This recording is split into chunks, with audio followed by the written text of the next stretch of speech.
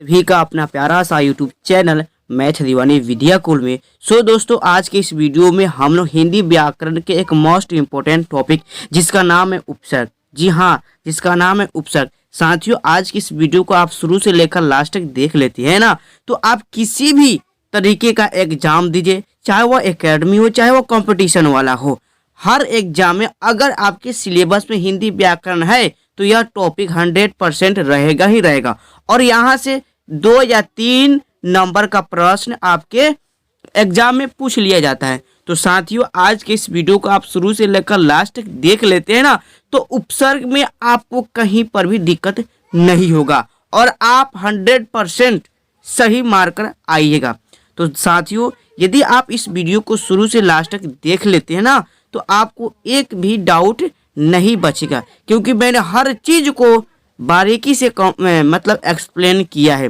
पहले मैं थ्योरी बताऊंगा, ठीक है, यहाँ पर लिखा हुआ थ्योरी प्लस टोटल एमसीक्यू, और जितने भी एमसीक्यू बन सकते हैं ना उपसर्ग से, उन सारे हम एमसीक्यू को भी कवर करने वाले हैं। और यहाँ पर लिखा है हर ट्रिक का दादा। जी हाँ, आप सही सोच रहे हैं, हर ट्रिक का दादा कहने का मतलब ये हुआ कि जब आप इस वीडियो को देखिएगा ना, तब आपको समझ में आएगा कि सच में हर ट्रिक का दादा है कि नहीं।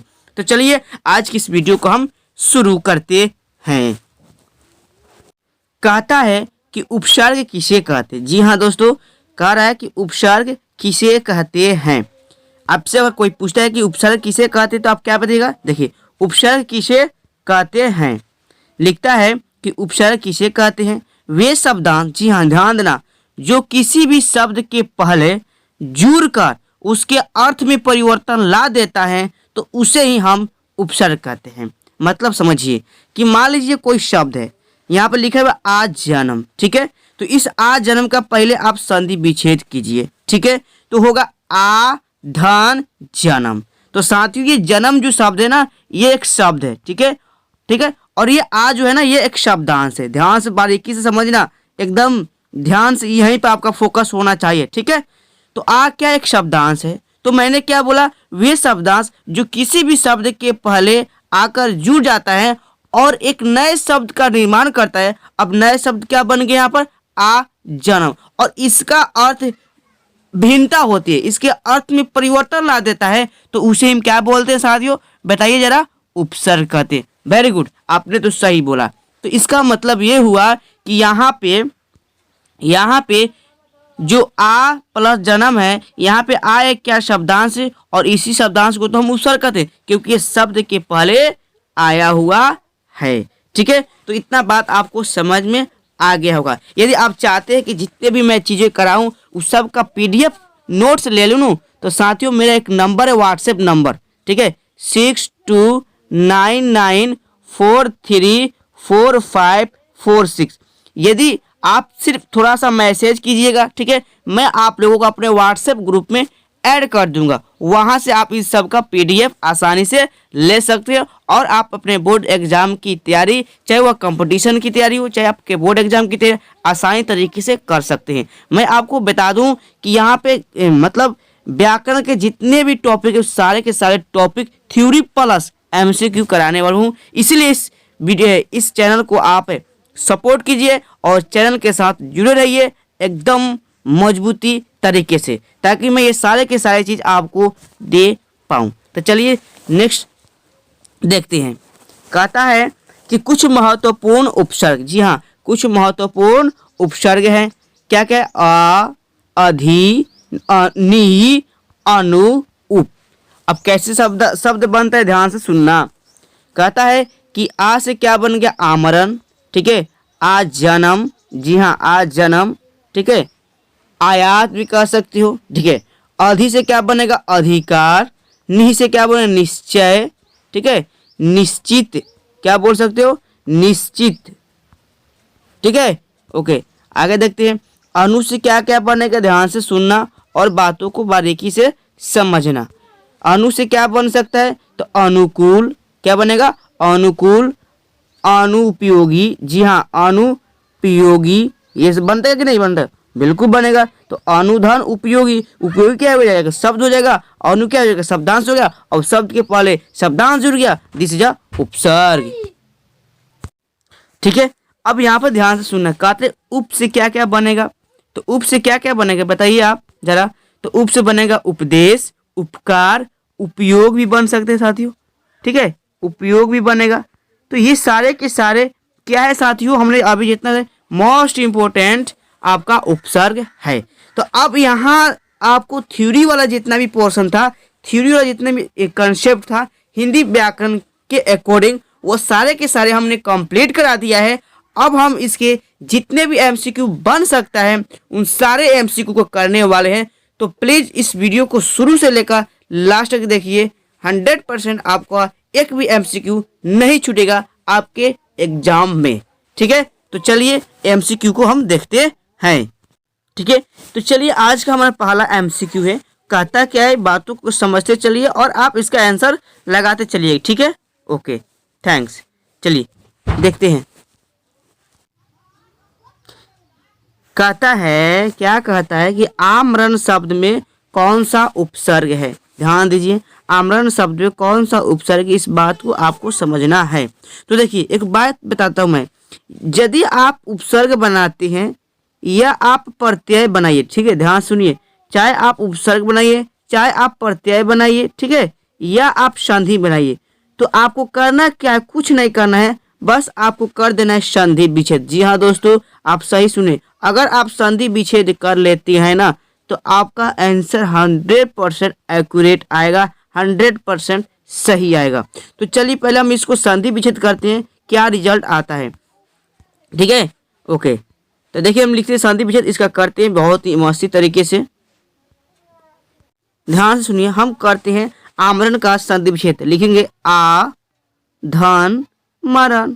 तो आप बताइए साथियों, पहले ही मैंने बता दिया यह एक शब्द है और शब्द के पहले क्या आ गया, शब्दांश आ गया। तो यदि शब्द के पहले शब्दांश जुड़ता है, ठीक है, तो जो शब्दांश होता है वही क्या होता है, आपका उपसर्ग होता है। यानी अगर ऑप्शन में कहीं आ लिखा होगा ना तो वही हमारा राइट आंसर होगा।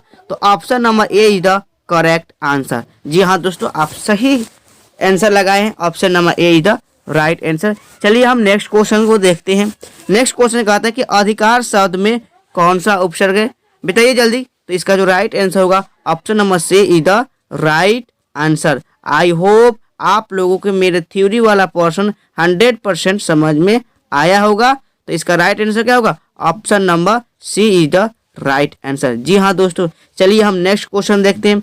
नेक्स्ट क्वेश्चन कहता है कि निहि उपसर्ग के योग से बना शब्द, ध्यान से सुनना, अगर नि से क्या क्या बन सकता है, नि से निश्चय बनेगा, ठीक है, नि से निःशुल्क बन सकता है, ठीक है, हाँ बहुत से चीजें बन सकते हैं। तो चलिए आपके ऑप्शन के अनुसार हम देखते हैं। तो नियम तो बनेगा ही नहीं, निजी नहीं बनेगा, नीति तो बनेगा नहीं, लेकिन हाँ दोस्तों निधन शुल्क यानी निःशुल्क, यह नि उपसर्ग से बिल्कुल 100% बनेगा। अर्थात इसका जो राइट आंसर होगा option number D is the correct answer. जी हाँ दोस्तों, आप सही आंसर लगा रहे हैं। ओके, तो चलिए नेक्स्ट क्वेश्चन, अनुवाद में प्रयुक्त उपसर्ग क्या है, अनुवाद में कौन सा उपसर्ग लगा हुआ है, आपको यही साथियों बताना है। चलिए जी हाँ दोस्तों, तो मैंने अभी क्या है बोला है कि उपसर्ग से है चाहे प्रत्यय से है चाहे संधि से है, आपको हमेशा संधि विच्छेद करना है। जी हाँ मेरे दोस्त, तो अनुधनवाद, ठीक है। ओके, तो अनु क्या है, यह एक शब्दांश है और यह शब्द के पहले जुड़ा है, दिस इज अ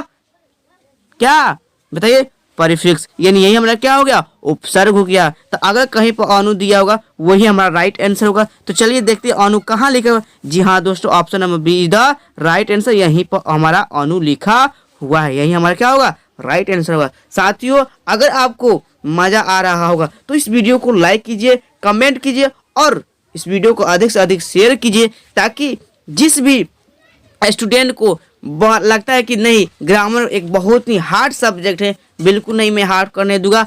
बस आप लोग मेरे साथ जुड़िए, मैं 100% आपको एक्यूरेट मार्क्स लाने का कोशिश कराऊंगा, ठीक है। तो चलिए आगे देखते हैं प्रश्न। कहता है कि प्रतिकूल में कौन सा उपसर्ग है, इसमें कौन सा उपसर्ग लगा हुआ है, तो फिर वही काम करना है, प्रतिधनुकूल, यानी कहीं पर प्रति दिखाई दे रहा है कि नहीं, जी हाँ दिखाई दे रहा है, option number be the right answer. ध्यान से सुनना है। कहता है कि राग में कौन सा उपसर्ग नहीं लगेगा। यहाँ पर देखना है, क्वेश्चन में थोड़ा मिस प्रिंट है, नहीं लगेगा, क्योंकि सुराग भी लग सकता है, अनुराग भी लग सकता है, विराग भी लग सकता है, लेकिन कुराग नहीं लगेगा। तो यहाँ पे नहीं होना चाहिए साथियों। क्या होना चाहिए, ध्यान से सुनना, क्वेश्चन पढ़ना, क्योंकि कंसेप्ट जब क्लियर हो जाता है ना, तो क्वेश्चन किसी भी टाइप का कहा ना आए, हम क्वेश्चन को डील कर सकते हैं। हमारे अंदर वो पावर आ जाता है, वो शक्तियाँ आ जाता है क्वेश्चन को मॉडिफाई करने का। सुनिए क्या कहता है, राग में कौन सा उपसर्ग लगेगा। लेकिन अगर आप ध्यान देंगे तो सुराग भी लगेगा, अनुराग भी लगेगा, विराग भी लगेगा। तो क्या तीनों सही होगा? या मल्टीपल चॉइस में तो एक ही ऑप्शन तो सही होता है। इसका मतलब ये हुआ कि यहाँ पे ये कह रहा है कुराग नहीं लगेगा। तो वो कहना चाहता है ये कि राग में कौन सा उपसर्ग नहीं लगेगा, ये है क्वेश्चन। तो बताइए इसका राइट आंसर क्या होगा? Option number D is the right answer. Good. चलिए नेक्स्ट क्वेश्चन देखते हैं। नेक्स्ट क्वेश्चन कहता है कि मान में कौन सा उपसर्ग लगेगा। तो मान में कौन सा उपसर्ग लगेगा बताइए। जी हाँ, आप सही सोच रहे हैं। इसका जो राइट आंसर होगा वो होगा ऑप्शन नंबर ए, यानी अभिधन मान क्या हो जाएगा? अभिमान हो जाएगा।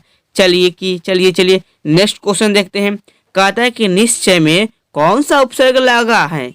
निश्चय में तो ध्यान सुनिए, जब भी ऐसे पूछे तो संधि विच्छेद कीजिए। निधन चय, ठीक है। चय क्या है? शब्द है।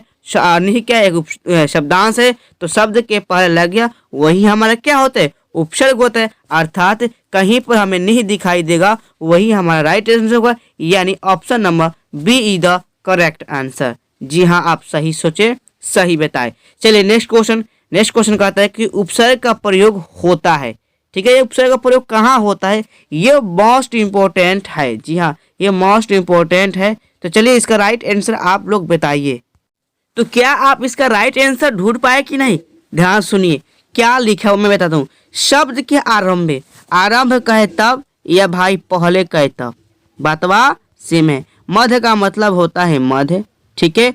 और शब्द के अंत का मतलब होता है बाद। ध्यान सुना, बातों को समझना, और इनमें से कोई नहीं। तो ध्यान सुनिए, आप जानते हैं कि उपसर्ग कहा होते किसी भी शब्द के पहले। तो पहले कहे तब या आरंभ कहे तब, बातवा क्या है? सेम है। अच्छा, प्रत्यय कहाँ लगता है? ध्यान से सुना, किसी भी शब्द के बाद बोले तब या अंत बोले तब, बातवा सेम है। तो आपको यहाँ पर कंफ्यूज नहीं होना है।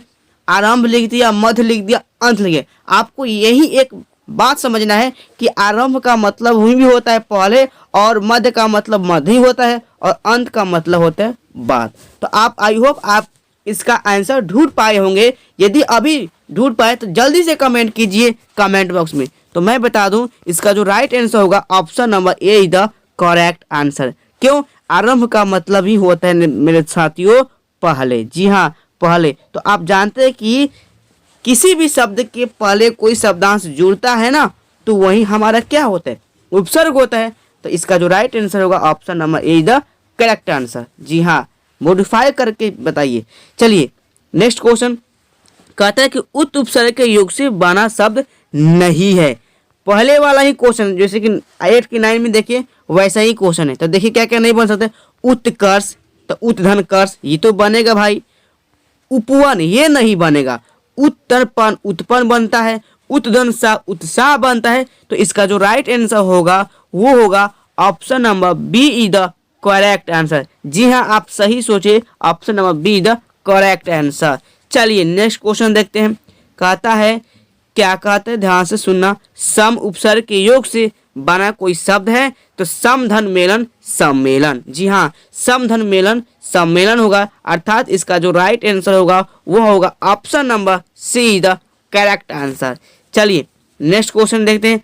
परा उपसर्ग के योग से बना शब्द है। तो पराधन जय पराजय। जी हाँ, आप सही सोच रहे हैं, पराधन जय पराजय, यही इसका क्या होगा? राइट आंसर होगा।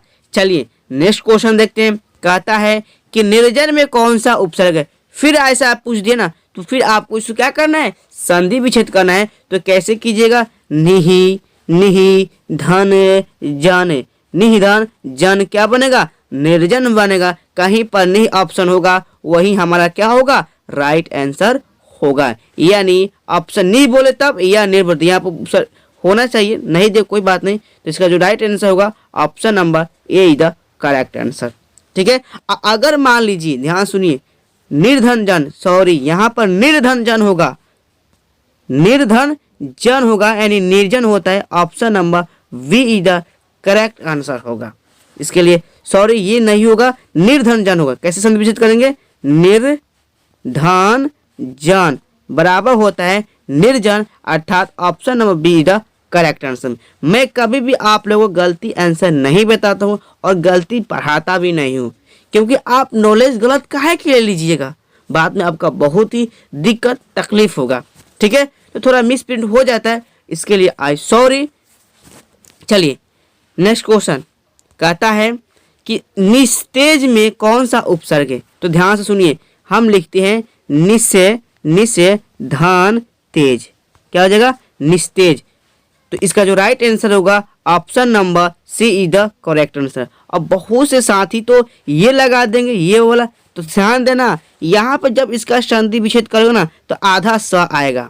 ठीक है, पूरा स नहीं आएगा, इसलिए इसका यह राइट आंसर नहीं होगा। राइट आंसर होगा option number C is the correct answer. जी हाँ, आप मतलब इसका मॉडिफाई करके हम पढ़ेंगे। ठीक है, कहता है कि अधर्म में कौन सा उपसर्ग लगाए। अरे भाई ये भी बताने वाला है, यहाँ से अ है, इसका मतलब हुआ इसका जो राइट आंसर होगा option number A is the correct answer. जी हाँ साथियों, यदि आपको वीडियो अच्छा लग रहा होगा तो प्लीज़ लाइक कीजिए। अगर आप चैनल पर नए हैं तो चैनल को सब्सक्राइब कीजिए, ताकि मैं जब भी वीडियो अपलोड करूं उसका नोटिफिकेशन आप लोगों के पास पहुंच सके। और इस वीडियो को अधिक से अधिक शेयर कीजिए, ताकि आपके जो भी प्यारे प्यारे साथी हैं, दोस्त हैं, उनको भी एजुकेशन का सही मार्गदर्शन मिल सके। ठीक है, तो चलिए नेक्स्ट क्वेश्चन देखते हैं। कहता है कि अनुज शब्द में उपसर्ग है, तो इससे भी आसान क्या होगा, अनुधन ज, अनुधन ज मतलब होगा अनुज। ठीक है, तो इसका राइट आंसर क्या होगा, option number B is the correct answer. चलिए नेक्स्ट क्वेश्चन कहता है कि अपमान में कौन सा उपसर्ग लगा हुआ है। तो अपधन मान यानी अपमान। चलिए, तो इसका जो राइट आंसर होगा वो कौन सा होगा, option number A B is the correct answer. चलिए नेक्स्ट क्वेश्चन कहता है क्या है, नेक्स्ट क्वेश्चन कहता है ध्यान से सुनना और बातों को समझना। उस शब्दांश को क्या कहते हैं जो किसी शब्द के पहले जुड़कर शब्द का अन्य विशेष अर्थ प्रकट करता है। जी हाँ, जब भी शब्द का आरंभ कहे यह पहले कहे तो आपको समझ जाना है, अर्थात वो क्या है, उपसर्ग है। तो चलिए कहीं पर ऑप्शन दिया हुआ है कि नहीं दिया हुआ इसका, चलिए देखते हैं इसका ऑप्शन दिया हुआ है कि नहीं दिया हुआ है। जी हाँ, दिया तो हुआ है। चलिए तो बताइए इसका जो राइट आंसर वो क्या होगा, आप ही बताइए इसका राइट आंसर क्या हो सकता है आप लोगों के अकॉर्डिंग। जी हाँ, आप सही सोच रहे हैं, इसका जो राइट आंसर होगा option number A is the correct answer. जी हाँ, option number A is the correct answer, यानी वैसे शब्दांश जो किसी भी शब्द के पहले जुड़ जाता है और उनके अर्थ को परिवर्तन ला देता है। जी हाँ, उनके अर्थ में परिवर्तन ला देता है, उसी को तो हम क्या बोलते हैं, उपसर्ग कहते हैं। चलिए नेक्स्ट क्वेश्चन कहता है क्या, ध्यान से सुनना और बातों को समझना। आदि उपसर्ग के योग से कौन से शब्द नहीं बनाए जा सकते हैं। जी हाँ, आप सही सुन रहे हैं कि अधि के जो भी 4 ऑप्शन दिया गया, जी हाँ ध्यान देना, ये जो 4 ऑप्शन दिए गए, इस 4 ऑप्शन में आपको देखना क्या है कि अधि से क्या चीज नहीं बन सकते हैं, उसी को आपको ढूंढना है, उसी को राइट एंड टिक करना है। जी हाँ, तो चलिए हम देखते हैं एक एक करके। अधिधनकार अधिकार ये तो बनेगा, अधिधनकारी अधिकारी भी बनेगा, अधिधन नायक अधिनायक भी बनेगा, लेकिन अतिरिक्त ये तो अति आगे भाई, यहाँ तो अधि पूछ रहा है, इसका मतलब हुआ कि यही नहीं बनेगा। अर्थात इस प्रश्न का हमारा सही जवाब होगा option number D is the correct answer. चलिए साथियों नेक्स्ट क्वेश्चन को देखते हैं, बड़ा ही मजा आने वाला है। चलिए कहता है, क्या कहता है कि अभि उपसर्ग के योग से निम्न शब्द बनाए जा सकते हैं। और फिर क्या अभि किससे क्या क्या बन सकता है, तो अभिधन मान अभिमान बन सकता है। अर्थात इसका राइट आंसर क्या होगा, option number C is the correct answer.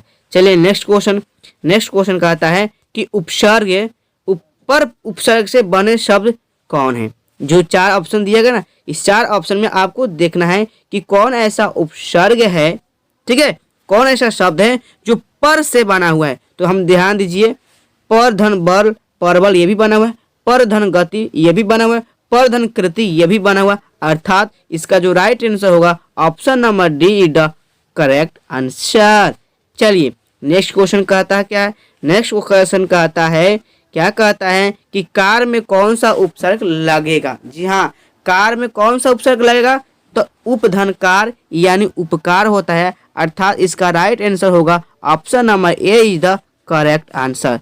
चलिए नेक्स्ट क्वेश्चन क्या कहता है, नेक्स्ट क्वेश्चन कहता है कि निवास शब्द में उपसर्ग है, तो निवास को कैसे लिखेंगे, नि धन वास। जी हाँ, आप सही सुने, नि धन वास को क्या बोलेंगे, निवास बोलेंगे। तो बताइए नी कहाँ पर लिखा हुआ है, जहाँ पर नी लिखा हुआ है वही हमारा राइट आंसर होगा। अर्थात option number A is the correct answer. जी हाँ, आप सही सोच रहे हैं कि option number A is the correct answer. ये सारे के सारे एमसीक्यू, ये सारे के सारे एमसीक्यू हर एग्जाम के लिए बहुत ही इम्पोर्टेंट है। और आपको ये भी समझ में आ गया होगा कि हाँ, उपसर्ग से कभी भी प्रश्न किसी भी टाइप का आ जाएगा तो हम उसको कैसे डील कर सकते हैं।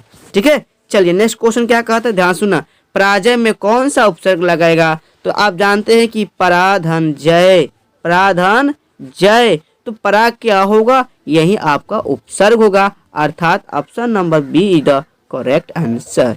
चलिए नेक्स्ट क्वेश्चन क्या कहता है, ध्यान से सुनना कि परिश्रम में कौन सा उपसर्ग लगेगा। तो यार इसमें कहने की बात है, परे जोड़ो और श्रम जोड़ दो, ये आपका आंसर हो जाएगा। शब्द के पहले क्या जुड़ गया, कोई छोटा सा शब्दांश, वही तो उपसर्ग होता है। अर्थात परे इसका जो क्या होगा, राइट आंसर होगा। चलिए नेक्स्ट क्वेश्चन क्या कहता है, अवकाश शब्द में उपसर्ग है, तो ध्यान दीजिए, औ धन काश, तो बताइए इसका राइट आंसर क्या होगा। अरे भाई औ है, देखिए कहाँ पर औ है, जहाँ पर औ है उसको खींचिए और जल्दी से आप टिक लगाइए। जी हाँ, यहाँ पर है। अर्थात option number B is the right answer.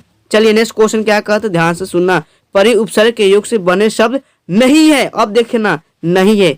परिकर्मता बना हुआ है, परिणामी बना हुआ है, प्रभाव नहीं बना हुआ है, परिवर्तन बना है। अर्थात इसका जो राइट आंसर होगा option number C is the correct answer. जी हाँ, आप सही सोच रहे हैं, option number C is the correct answer. कहता है कि प्रतिदिन में कौन सा उपसर्ग लगा हुआ है। अरे भाई प्रतिधन दिन, इसका मतलब हुआ इसका राइट आंसर क्या होगा, option number B is the correct answer.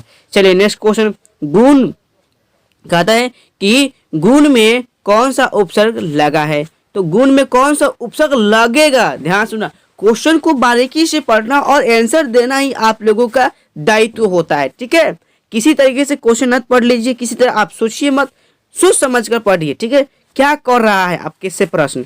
तो गुण में कौन सा उपसर्ग है, तो गुण धनवान, गुणवान लोग होते हैं। जी हाँ, गुणवान लोग होते हैं, यानी option number D is the correct answer. आप सही सोचे।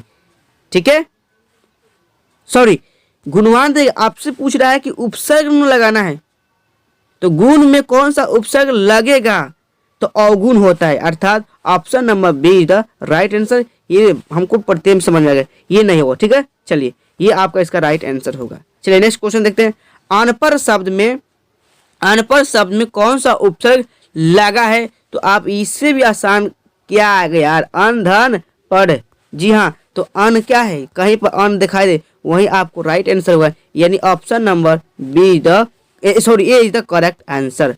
चलिए नेक्स्ट क्वेश्चन कहता है कि पराकर्मा शब्द में कौन सा उपसर्ग है, तो पराधन कर्म। अर्थात option number A is the correct answer.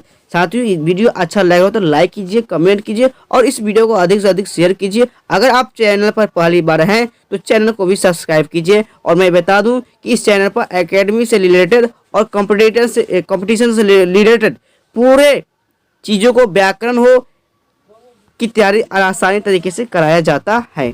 तो चलिए इससे आप मतलब जुड़कर आप अपना लाभ उठा सकते हैं फ्री ऑफ कॉस्ट। ठीक है, चलिए नेक्स्ट क्वेश्चन कहते हैं उपसर्ग से जो शब्द बना है वो क्या कहलाता है, तो यहाँ पर देना उपधनहार। जी हाँ, ये राइट आंसर होगा, उपहार, यही इसका राइट आंसर होगा। तो बताइए कहाँ पर है, option number C is the correct answer. चलिए नेक्स्ट क्वेश्चन कहता है कि विज्ञान शब्द, जी हाँ अब आज का ये लास्ट ही क्वेश्चन है। ठीक है, विज्ञान शब्द में प्रयुक्त उपसर्ग क्या है, तो वी धन ज्ञान। जी हाँ, क्या हो गया, विज्ञान। तो वी कहाँ पर लिखा हुआ है, जहाँ पर वी लिखा हुआ है वही हमारा राइट आंसर होगा, यानी option number B is the right answer. तो ये रहा 33 MCQ उपसर्ग से संबंधित। दोस्तों यदि वीडियो अच्छा लगा होगा तो लाइक कीजिए, कमेंट कीजिए, अगर चैनल पर नए हैं तो पहली बार तो सब्सक्राइब जरूर कर लेना और बेल आइकन को भी प्रेस कर देना, ताकि मैं जब भी वीडियो अपलोड करूं उसका नोटिफिकेशन आपको पहुंच सके। और आप चाहते हैं कि हिंदी व्याकरण में हमारे एक भी मार्क्स नहीं कटे तो प्लीज़ मेरे जो सीरीज है उन सारे सीरीजों को फॉलो कीजिए। 100% आपका हिंदी व्याकरण में एक भी प्रश्न नहीं छूटेगा। और आप जानते हैं कि जब एक प्रश्न छूट जाता है, एक प्रश्न नहीं मिलता है, एक प्रश्न का कितना कीमत होता है। ठीक है, तो मिलते हैं नेक्स्ट वीडियो में, तब तक के लिए जय हिंद, वंदे मातरम, we save, we study well, thank you.